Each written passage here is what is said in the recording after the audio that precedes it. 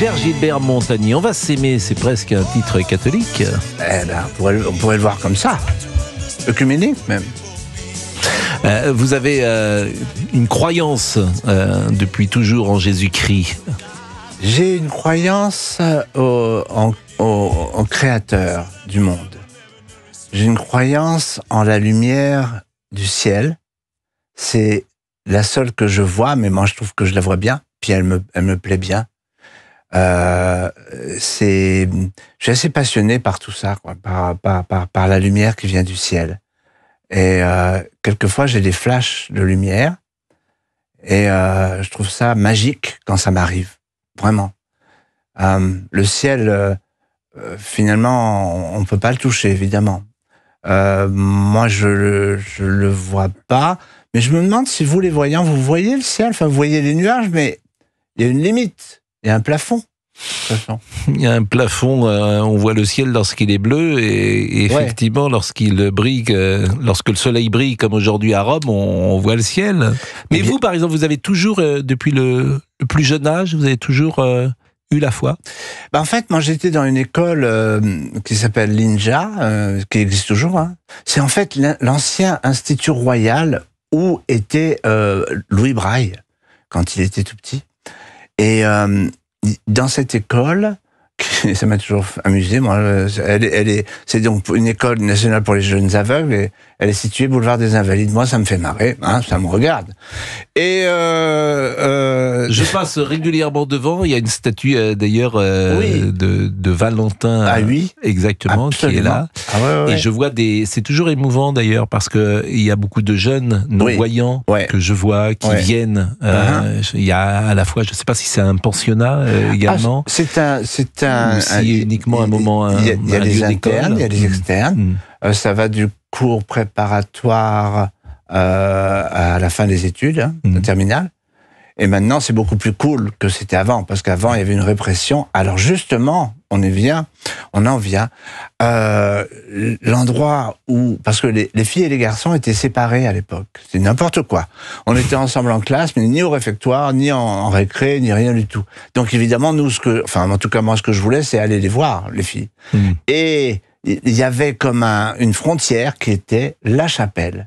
Une très belle chapelle, avec de grandes orgues extraordinaires.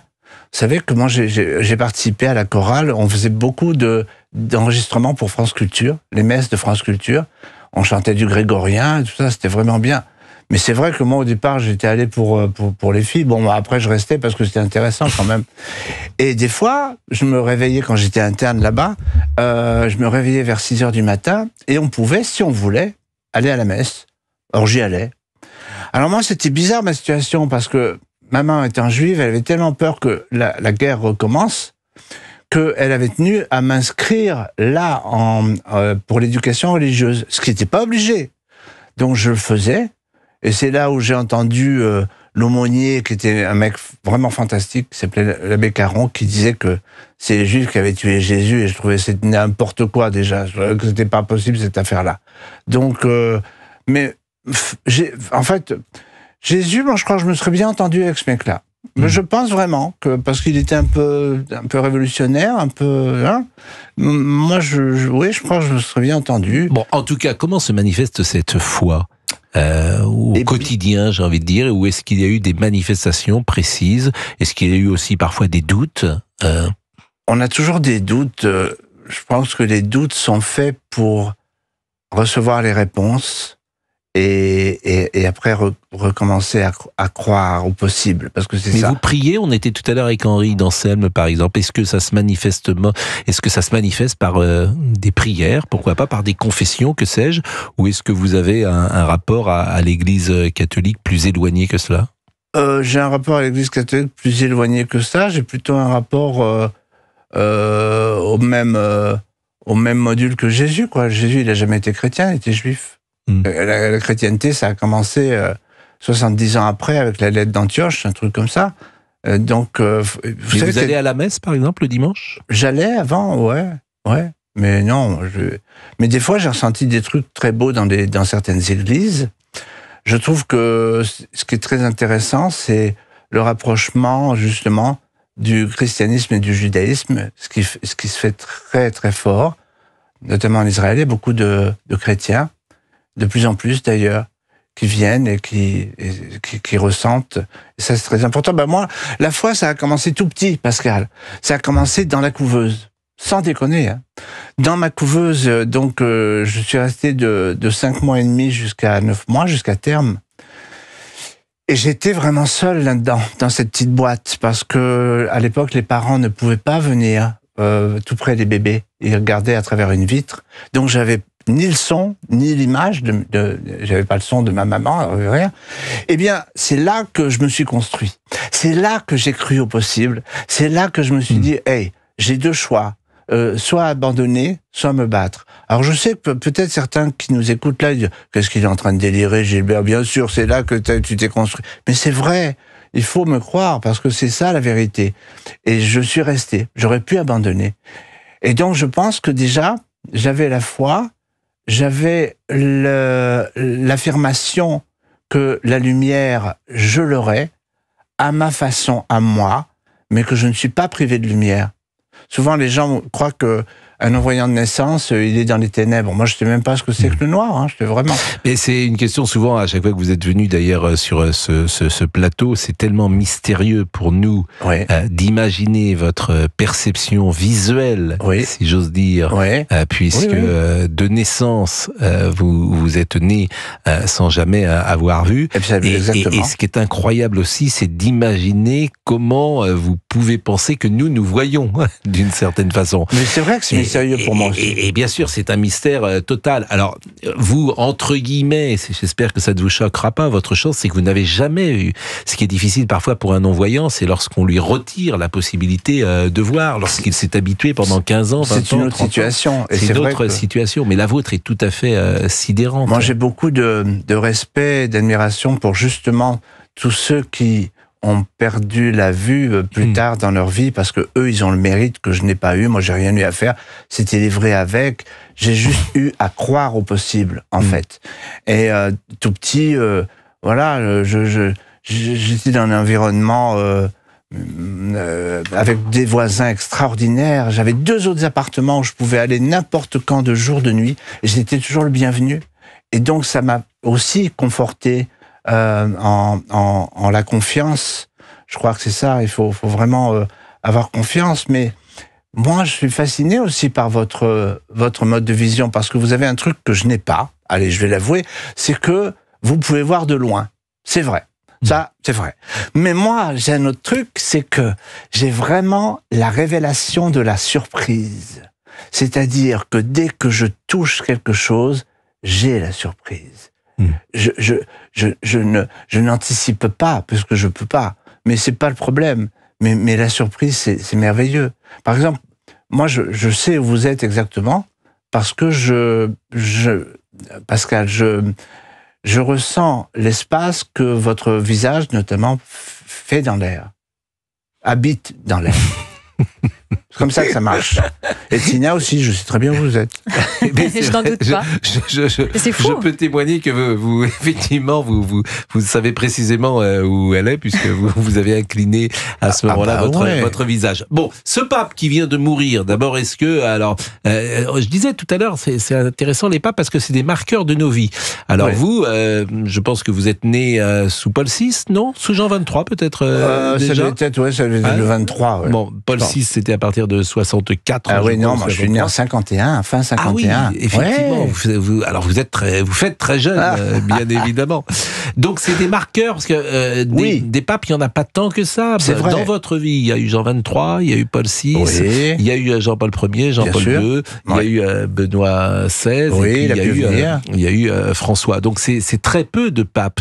Est-ce qu'il y a parmi ces papes que je viens de dire, dont le message vous est plus proche? Disons que on se rappelle plus des derniers, et c'est vrai que François, qu'on appelle François en France et au Québec, mais c'est Francesco, hein, on dit ça.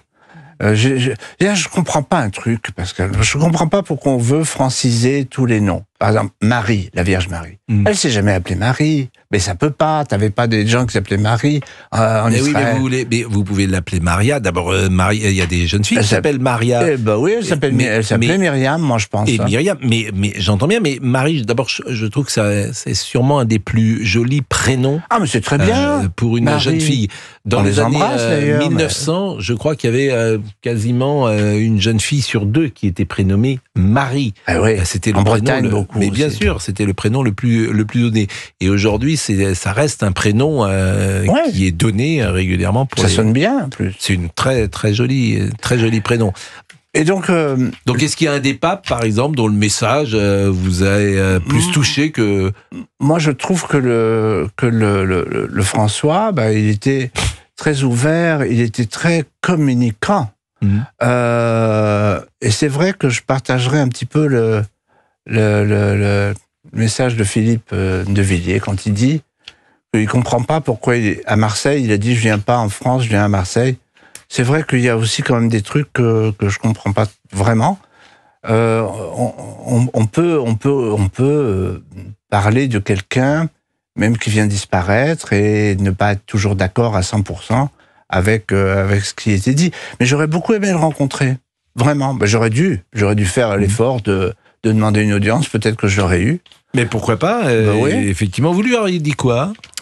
Moi, j'aurais aimé qu'il me révèle les secrets que lui connaît, que tous les papes connaissent. Et vous pensez comme ça, vous arrivez, vous lui chantez une petite chanson, vous lui dites il y a dans les grands secrets, je crois qu'il y a le secret de Fatima, notamment le 3e secret de Fatima, cette jeune fille à qui la Vierge précisément est apparue. Je crois du mémoire, c'est du côté de Coimbra, me semble-t-il, au Portugal, mais il faudrait peut-être vérifier, Laurent Tessier.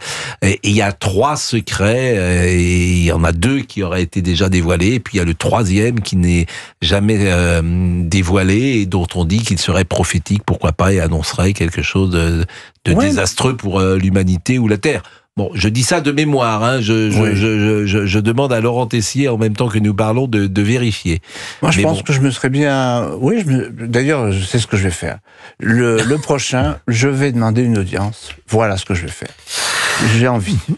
Écoutez, c'est un plaisir. Est-ce que nous avons un auditeur peut-être pour échanger avec notre ami Mais bon, je suis très néophyte, voilà, moi je suis pas spécialiste de cette question. Mais on est tous néophytes, par définition. On est tous néophytes. On a un rapport à la foi, d'abord qui peut évoluer d'un jour, non pas d'un jour à l'autre, mais parfois d'une séquence à l'autre. C'est-à-dire qu'on entendait tout à l'heure Marie-Agnès qui disait qu'elle avait pris un peu de recul entre 25 et 30 ans. Elle a aujourd'hui 75 ans et puis elle s'est rapprochée de l'Église. Et puis il y a des moments dans la vie où on peut se rapprocher de l'Église parce qu'on en a besoin, tout simplement d'ailleurs. Et puis il y a des moments, on entend souvent des personnes qui se sont éloignées définitivement de l'Église parce qu'elles ont eu un événement si dramatique qu'elles ont perdu confiance, perdu en la foi. Ou alors, des fois, ça renforce aussi. Et au contraire, vous avez raison. Donc, c'est... Mais l'Église, il faut se souvenir que c'est pas du tout uniquement relié au catholicisme. Vous savez très bien que l'Église, c'est l'Assemblée. L'Assemblée. Donc, l'important, c'est qu'on se rassemble. C'est ça, l'important. Je suis assez d'accord. Effectivement, et qu'on partage. Mais il y a cela dans les concerts, hein, de toute façon. Oui. Évidemment, on va commencer tout cet été. Là, je vais être sur scène. Vous allez où cet été? Un peu partout en France. Hein. On a une vingtaine de dates. Là, c'est vraiment cool. Non, mais vous êtes extraordinaire parce que vous avez plusieurs standards qui ne se démodent pas, qui sont repris par chaque génération nouvelle. C'est vrai. Vous savez que l'autre jour, j'en ai fait d'ailleurs un papier dans le journal des dimanches. J'étais dans un restaurant à Paris. Alors, vous savez que les restaurants, maintenant, à minuit, ils font parfois boîte de nuit. Bon, on va plus dans les boîtes de nuit. Donc, à 23h, 23h30, les gens commencent à monter sur les chaises. Et il y avait des jeunes gens qui n'étaient même pas nés en 84, bien sûr, quand vous avez écrit sous les sunlight des tropiques.